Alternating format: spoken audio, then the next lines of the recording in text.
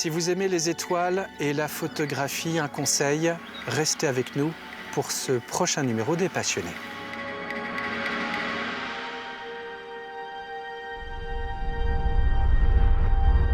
Olivier, qui es-tu? Eh ben, je m'appelle Olivier Sauzereau, je suis un petit beurre nantais, donc né à Nantes en 1966, très amoureux de ma ville de Nantes. Je suis historien des sciences, historien de l'astronomie sur l'histoire de la navigation astronomique au XVIIIe et au XIXe siècle. Puis je suis un grand amoureux de Jules Verne. Alors Jules Verne est né à Nantes, il y a une raison, bien évidemment, le fait d'avoir découvert Jules Verne enfant. Donc je suis un lecteur de Jules Verne et j'écris moi-même sur l'œuvre de Jules Verne. Est-ce que toi, enfant, tu avais la tête, dis-moi, dans les étoiles? Ah oui, au propre et au figuré, effectivement, puisque je suis un passionné d'astronomie. J'ai découvert l'astronomie à l'âge de 12 ans. C'était en 1978-1979, au même moment d'ailleurs où je découvrais Jules Verne.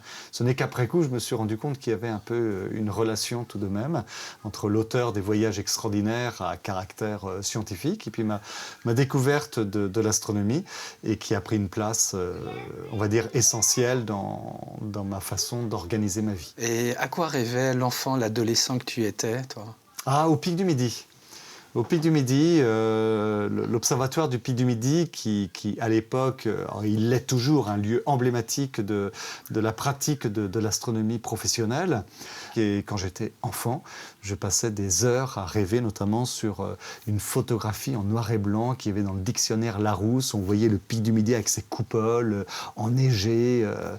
Il faisait froid, de toute évidence. On voyait la glace. Et gamin, je rêvais, je m'imaginais en train de casser la glace, permettre à la coupole de tourner, de s'ouvrir. Je m'imaginais travailler avec les astronomes et j'ai eu la chance fantastique, quelques années plus tard seulement, de pouvoir réaliser mes rêves au-delà de mes espérances, puisque j'ai eu la chance de pouvoir faire une dizaine de missions d'observation à l'observatoire du Pic du Midi dans la période encore, on va dire, héroïque des années 1980.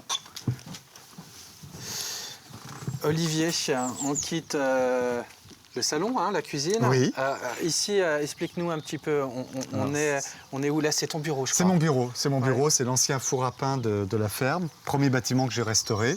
C'est là où il y a une partie de ma bibliothèque. C'est là que je travaille pour écrire mes livres, au niveau histoire des sciences, pour traiter mes images. Et puis il y a aussi un petit lit, c'est ma garçonnière d'astrophotographe. Quand je suis en prise de vue astrophotographique, pour ne pas déranger ma petite famille, je dors dans mon bureau. L'astrophotographie, une passion que tu as depuis longtemps. C'est pour cette raison-là qu'on est venu, Olivier, à ta rencontre. L'observatoire, on va le découvrir. C'est un endroit qui est incontournable ici.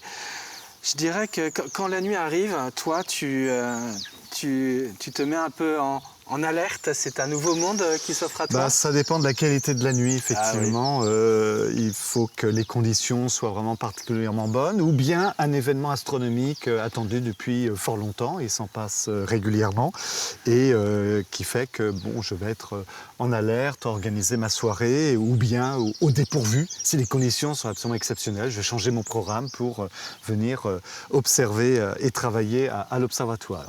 Alors si vous vous êtes basé ici, à la Chapelle-aux-Lys, c'est lié à cette pureté du ciel. Oui, il y a vraiment, c'est un des ciels les plus purs de la région, surtout sur le critère de la qualité du ciel au niveau de la pollution lumineuse, puisque l'ennemi principal, on va dire, des astrophotographes, c'est effectivement cette pollution lumineuse, ces halos de lumière qui entourent les villes.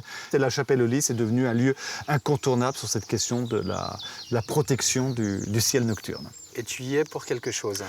Oui, un petit peu à cause de moi, oui, voilà.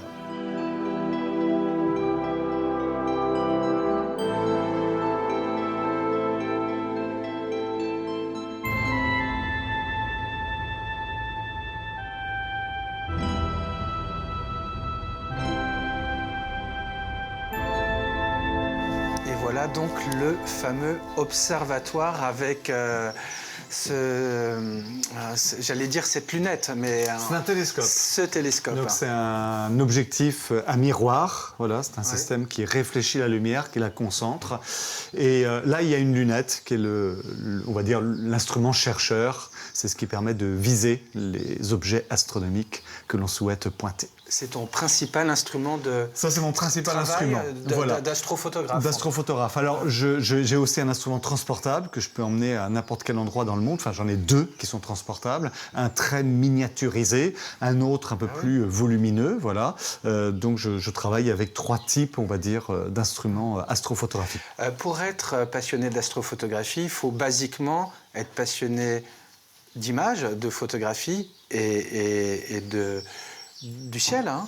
Oui. Alors, l'astrophotographie peut s'aborder de plein de manières différentes. Vous allez avoir des passionnés d'astronomie, astrophotographes, qui vont faire de l'astrophotographie extrêmement pointue, avec éventuellement même des centaines d'heures de prise de vue astrophotographique, avec des images quasi très spatiales.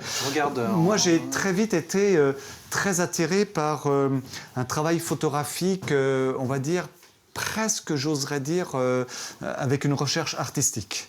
Voilà. Et la photographie est devenue une véritable passion, un outil pour moi de travail aussi important presque que l'astronomie. Et progressivement, je me suis fait un nom dans l'astrophotographie, mais une astrophotographie très originale, qui était non seulement de la photographie au télescope, mais aussi, c'est ce qui a fait mon originalité, une astrophotographie en dehors du télescope, à côté du télescope, où non seulement je photographiais le ciel, mais je photographiais aussi la Terre. Et avec des images de paysages astronomiques, de paysages nocturnes, qui aujourd'hui, avec les moyens techniques du numérique, sont monnaie courante. Mais dans les années 80, ce n'était pas évident de réaliser ce genre de prise de vue astrophotographique. Et ça a été ma marque de fabrique. Tu le disais, tu recherches une photographie esthétique, artistique, sans trucage, qui peut nous renseigner, mais qui est belle aussi. Et qui provoque une émotion. Qui provoque une émotion, puisque l'astronomie, c'est pas la chose auquel on pense de prime abord quand on parle de l'astronomie. C'est vraiment une pratique et très sensitive, très, très sensuelle. L'astronomie, c'est se retrouver la nuit, souvent seul. C'est une ambiance qui est hors du temps, dans un espace totalement différent. Le paysage est radicalement différent. Et moi, c'est ce que j'aime. La photographie est pour moi le vecteur qui permet de transmettre cela. Et quand l'opportunité est là, tu arrives ici, tu débarques dans cet observatoire la nuit. La nuit. Et tu munis ton appareil photo.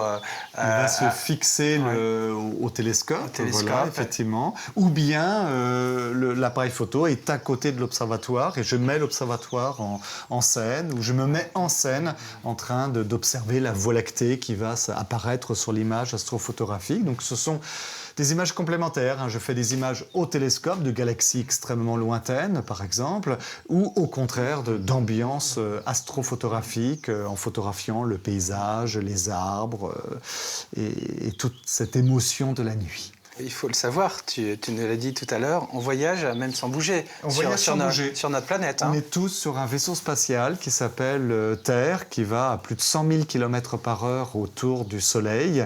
Donc on est à bord d'un vaisseau spatial. Et ça, c'est magique, effectivement, d'en prendre conscience. On en prend d'autant plus conscience quand on fait de l'astrophotographie, que vous voyez, cette mécanique est ici.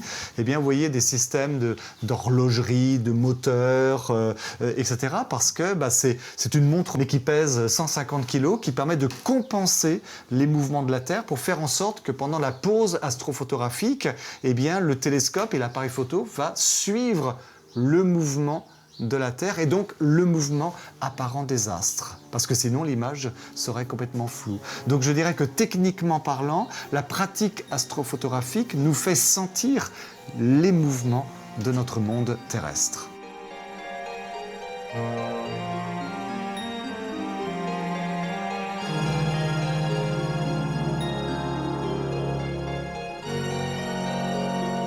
Olivier, que fais-tu alors de tes plus belles photographies d'astres ?